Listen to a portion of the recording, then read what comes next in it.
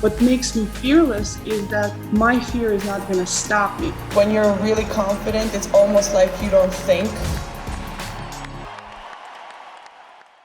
Hi everyone, welcome back to Think About It with me, Victoria Azarenka. It was a pleasure to speak with Dr. Rahul Jandial.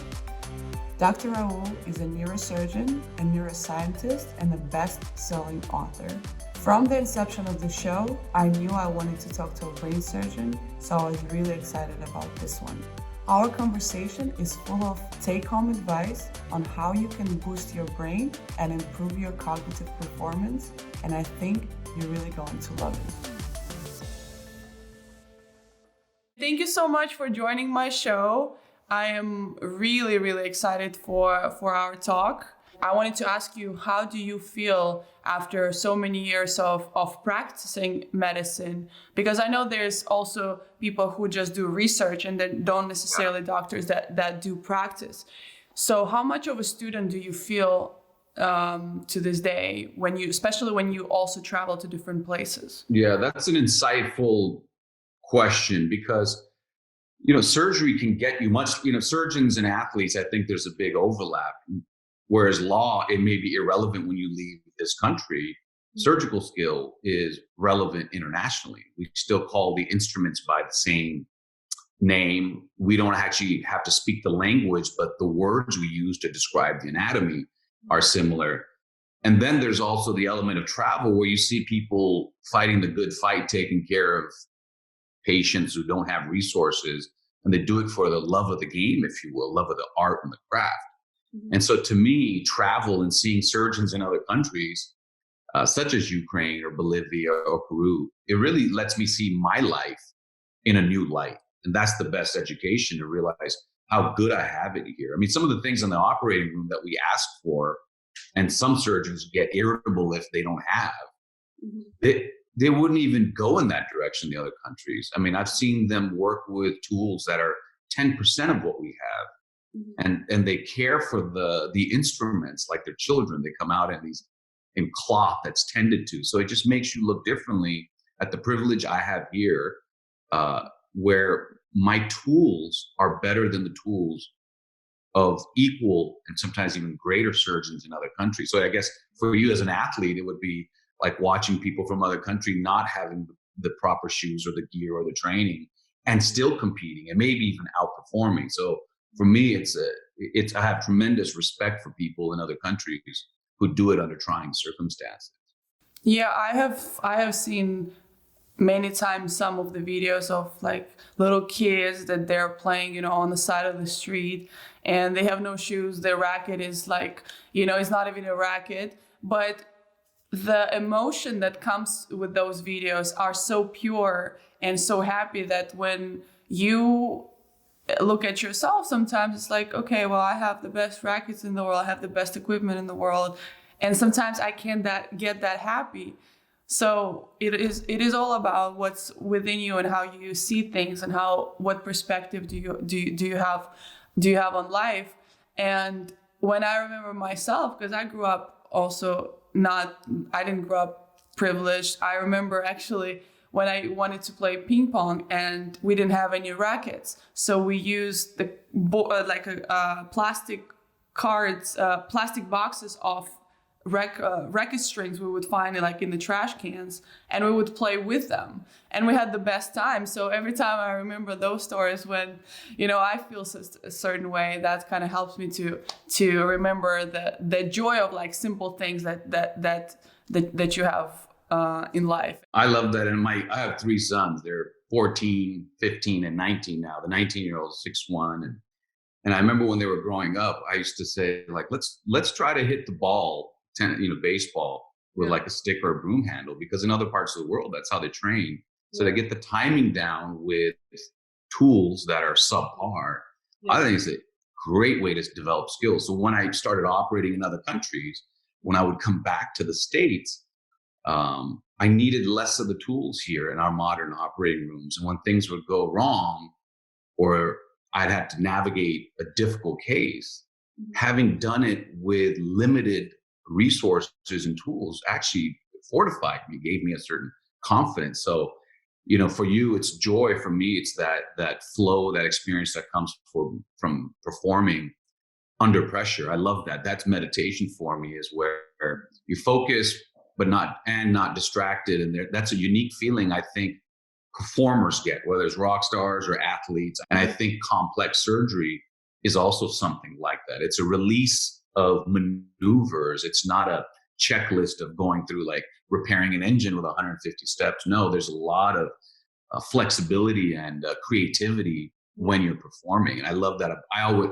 always tell people I couldn't be an athlete or a rock star, so I had to settle for being a surgeon. Well, I think what you do is a bit more important than for people's lives than what we do. When you talk about doing brain surgery, to me it would be like, oh my God, like I'm in charge on somebody's life.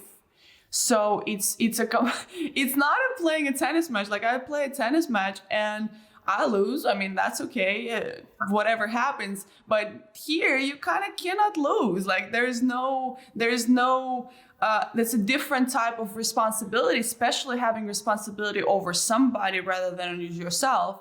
But my question is like, in terms of how your brain perceives that information, does that feel like difference, or it's still kind of in the same focus and the same reaction to it? From my understanding and my reading, performance, you have to tease it out. It's an intellectual performance, like a chess match. I think creativity and performance get put into the same buckets when there's physical performance, where there's intellectual performance, there's performance under pressure, that's physical or intellectual. There's just a lot of layers. And what I like about surgery and sports, and some people who do things like pilot airplanes under pressure, is that it's sort of the space between physical performance and intellectual performance. You can't be all hands and you can't be all smarts. It's something in between. And for me, what I add on top of that is an element of risk. Now, my life is not at risk, but my patience is. Mm-hmm. And I think that for me, that brings me to the moment. I always joke that if I was a pediatrician, I'd be horrible. I'd be like, oh, kid's got a cough. I'd just be negligent almost in my attention. But when it's me that's responsible, when I meet somebody and they're talking to me much like yourself, and I say, okay, now I'm going to put you under anesthesia next week and open your skull and perform surgery and get you through that, there's ownership with it. There's risk with it. For me, that brings out my attention.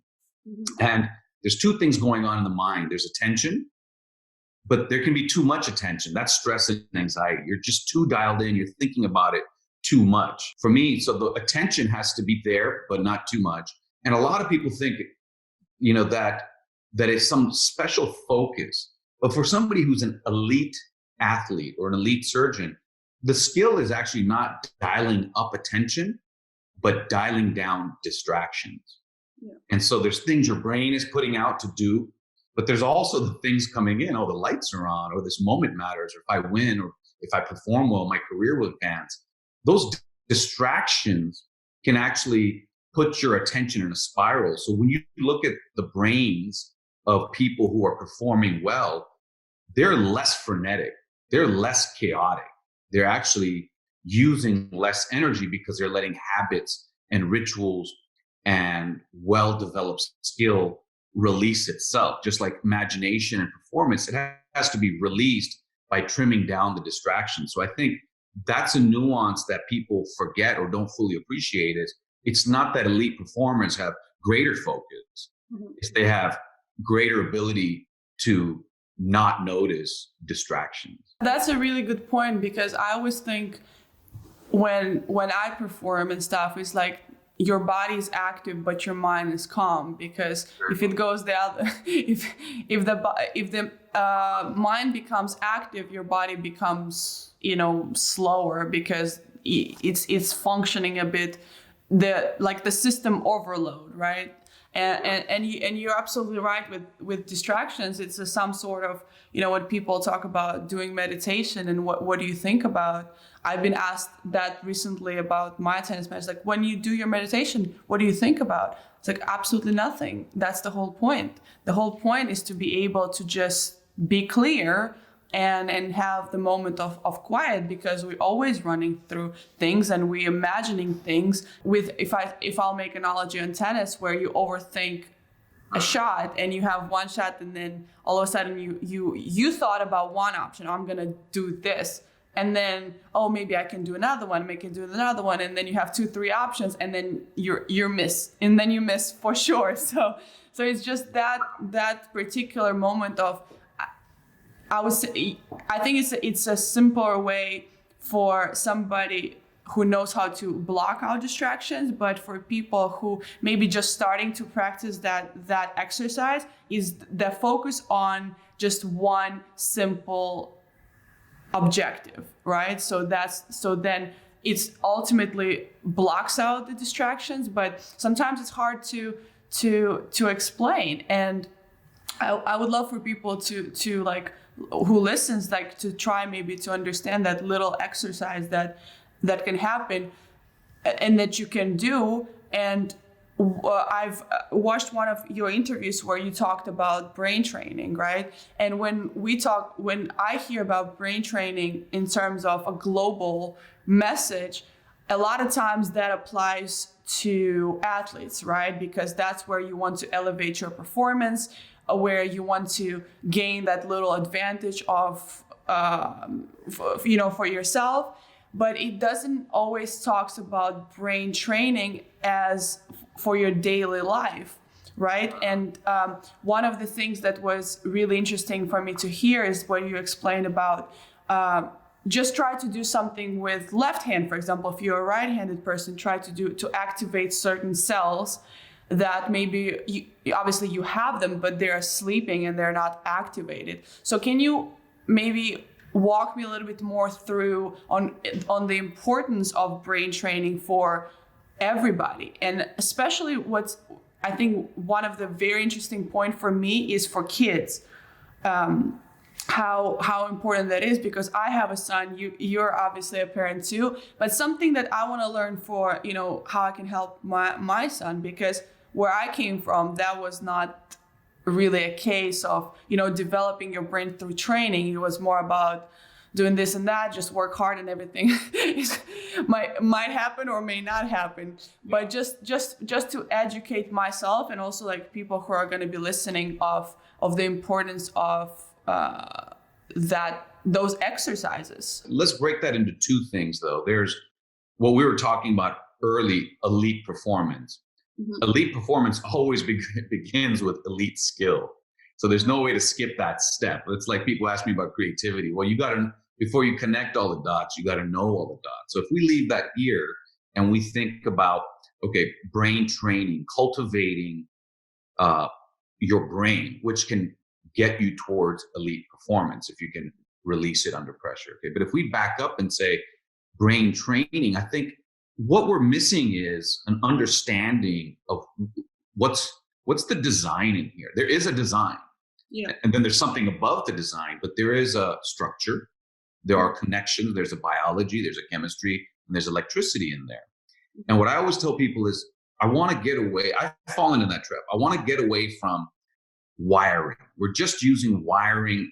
We're wired for this. We're hardwired for this because we're in the age of computers. Decades ago, they thought there were gears in there when machines were more dominant, right? So the true way to think of the brain comes from how neuroscientists have been writing about the brain for decades in our journals, and is to think of it as a garden or an ecosystem.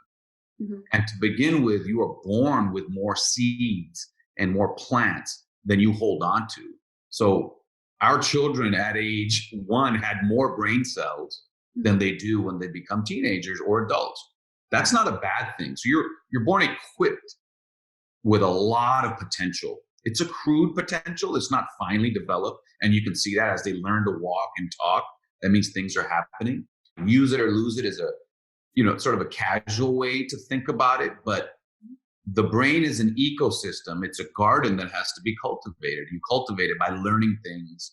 You cultivate it by experiences. And you cultivate it by taking on challenges that you usually don't. That's where using the left hand, learning a new language. I always tell people, you don't actually have to learn the language. You just have to try to learn the language. You don't have to actually learn how to play the instrument, but the process of learning will cultivate more of that neuronal garden. And then when you have that lush garden that you built up, it's there for you when you get older as it starts to wither. So in the later stages of life, it could prevent dementia. That is one way to think about it, is building that cognitive reserve.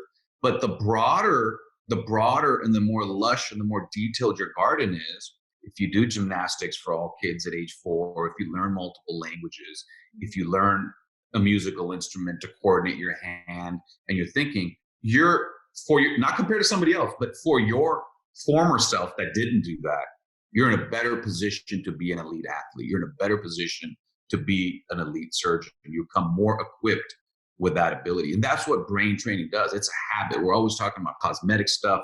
Why not an element of cultivating all those neurons with that lush environment that's inside our mind? We develop so much like called baggage, right? That you hold on to, and you kind of can't let go of that. So how does that, in terms of like brain cells, how does that help to, I don't know, maybe slow down the process of development or something, because you hold on to something and you don't necessarily make the room for something else. And so that was the kind of interesting part for me to understand. So in the beginning, we were talking about like the structure and the flesh of the brain. Mm-hmm. But the way it communicates, the way that garden communicates, is more like a giant cluster of jellyfish. Electricity sparks through that electric garden. Mm-hmm. So the design under a microscope is a garden, branching neurons that are connecting with each other. Mm-hmm. But if you look at how they talk to each other, those branches, they don't touch, they stop, and they release chemicals like dopamine or serotonin, things we've become familiar with. Mm-hmm. And the neurons, they run with electricity. So there's electricity inside our skulls. It's measurable. Mm-hmm. And that electricity is the thoughts. So you have to go from a garden, but the flows through it aren't like wires. It's not left and right. It's like the way a flock of birds or a school of fish or aurora borealis, there's energy flows through that electric garden. Mm-hmm. And so thoughts and habits are energy flows that get stuck in a rut. Mm-hmm. Much like a ski slope where you're always taking, there's a preferential way to get down from the mountaintop. Mm-hmm. Bad habits, traumatic experiences, the energy wants to run in a certain direction. Despite your effort, the trauma of your youth or the struggles you've had or the bad experience on the court, it almost becomes easier for it to slither down that way. Mm-hmm. And so in the beginning, to change those habits, it takes work. You have to sort of create a new desire or preference for those energy flows in your mind. And that's where counseling, talking, psychological therapy, all those things are a way for you to change the direction of the electricity in your mind. So that's where it takes effort in the beginning, but it's not a lifelong effort. Yeah. That's where people can heal from trauma. That's where people can get over a bad sporting experience or a difficult case in the operating room. So it's not permanent, but it does take effort in the beginning to redirect the energy and the thoughts in your mind.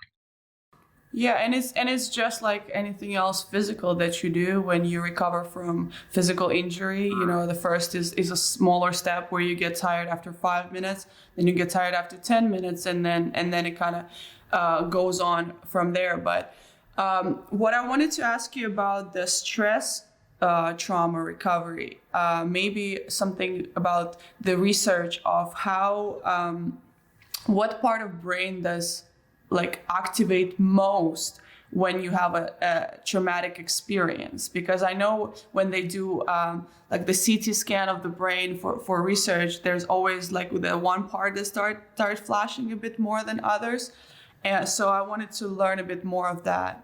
Me personally, not the field I'm in, I'm trying to move away from you even using the word brain scans. They're very important. We've learned a lot from it, but it gives it a sense of computers and wiring. And what I would say is, if you look at other mammals, they don't have these foreheads that we have.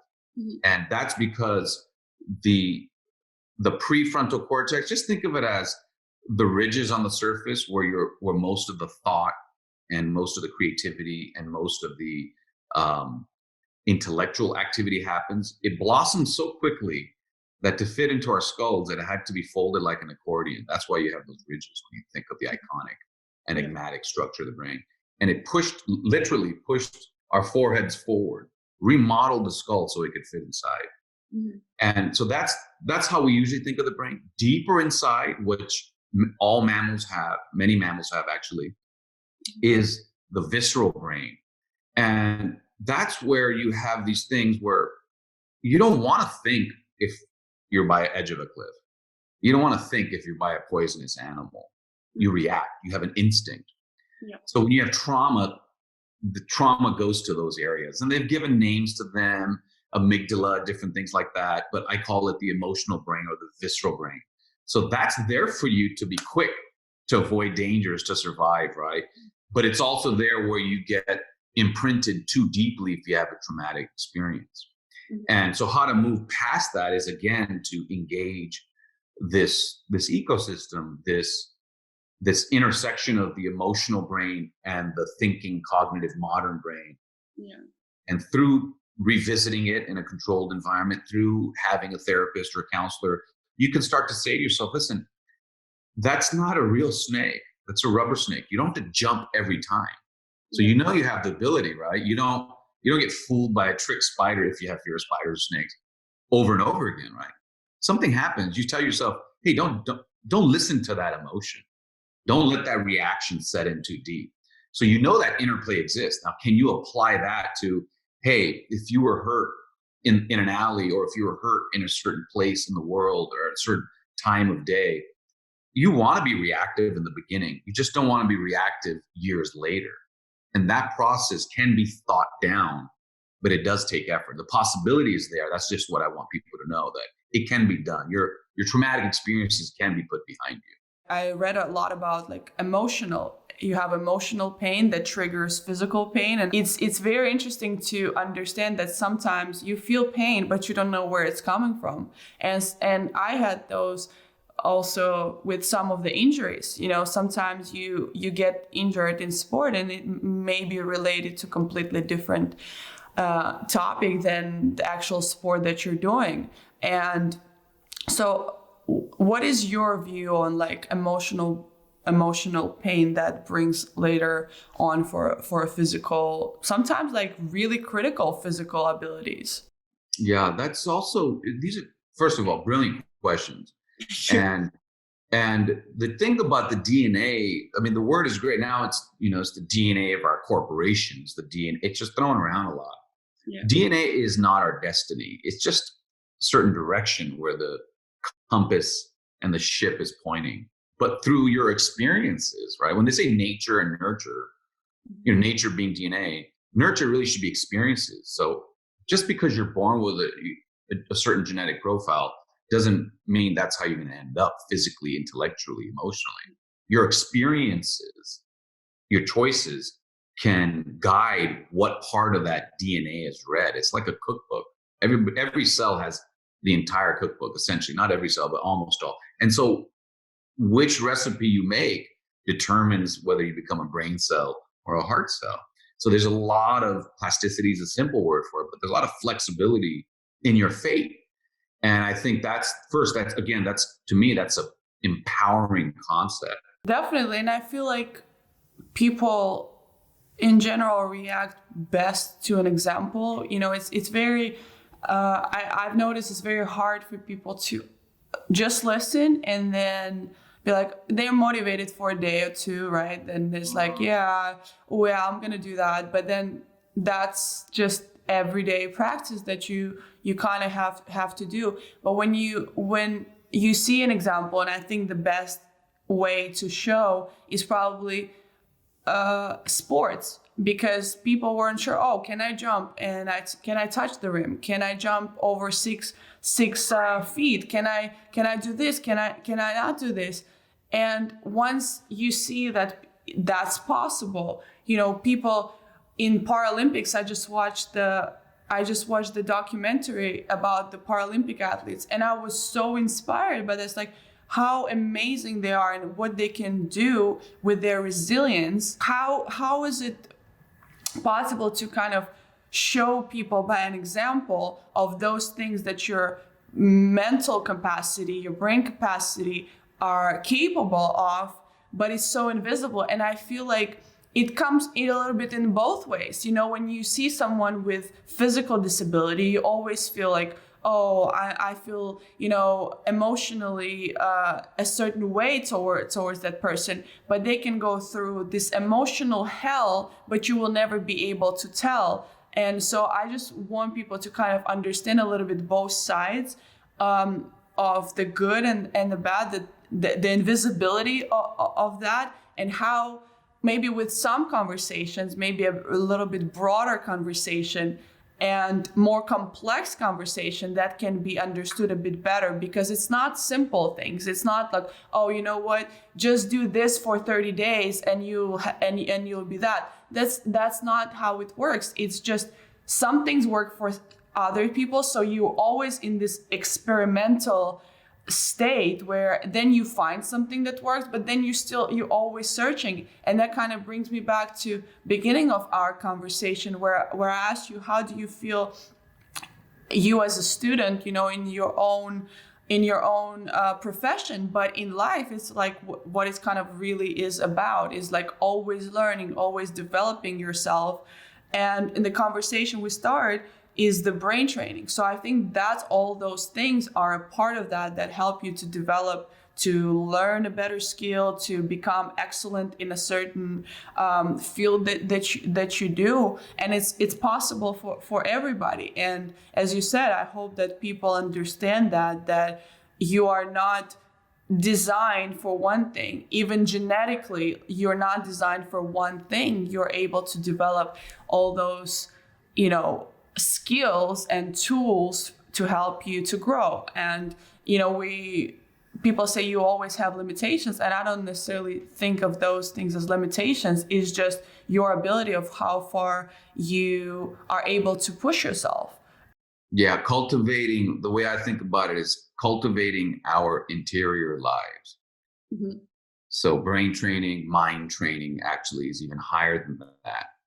And that's what I want people to take away, the possibility based on your anatomy, your chemistry, and your electricity, all surging and flying through your brain and your skull. Like, that should leave you empowered that no triumph is forever and no tragedy is forever, and that we can be new every day by giving examples and explaining the design.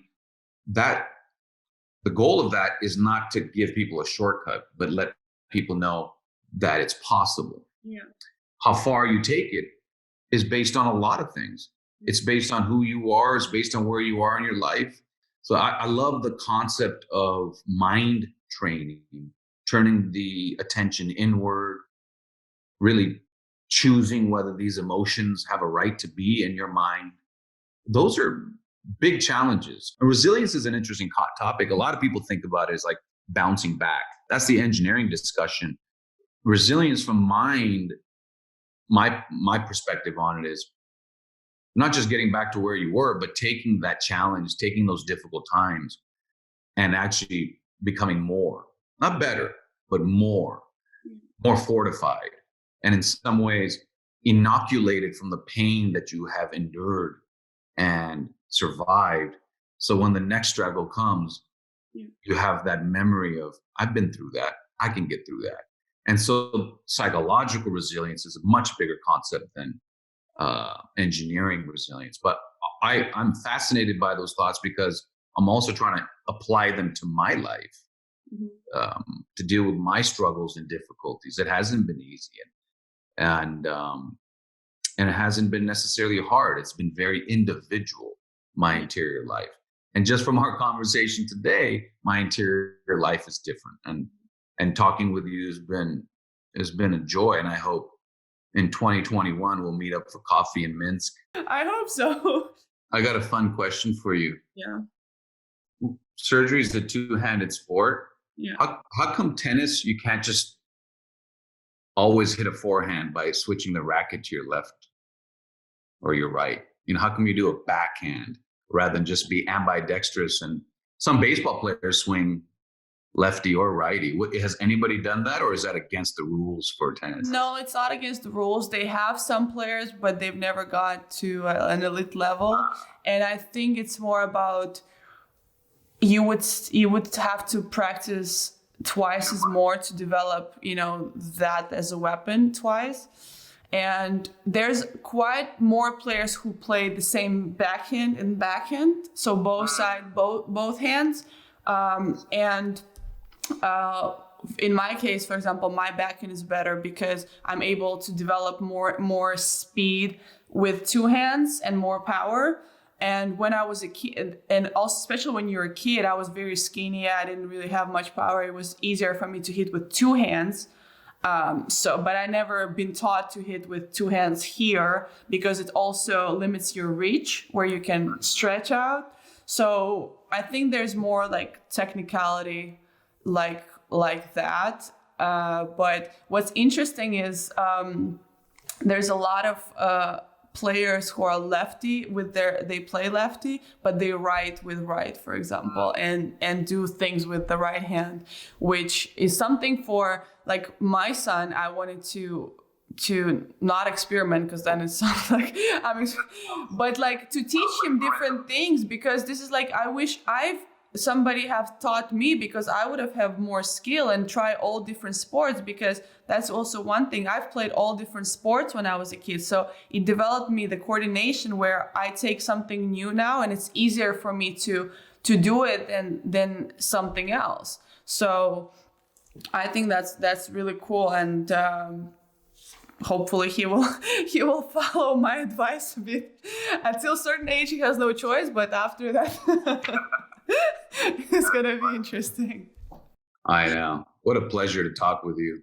Thank you so much. I have last little segment that I do with all my guests, and it's just to get to know you a little bit better. It's very simple, few questions. There are literally one word answers. What is your favorite word? Nuance. What is one profession that beside your own you would love to be able to do? Well, that's a good one. I've been asked about this quite a few times, about like, what would you do? And so if I could, I'd like to be an NFL. If I had the ability and the training, I'd like to be an NFL quarterback. But more realistically, I think I would have been a good firefighter or a detective, something physical and out there. Okay, that's cool. And what is one profession you would never want to do? Lawyer. For obvious reasons. Yeah. Okay. What quality does you admire from people? Authenticity, even if it's flawed. Okay. And what is one kind of characteristic that turns you off? Hateful people. I think it's the shortcut to nuanced and authentic emotions. Just hate as a response. I understand, like, if there are people who are animals, you might feel that you hate them.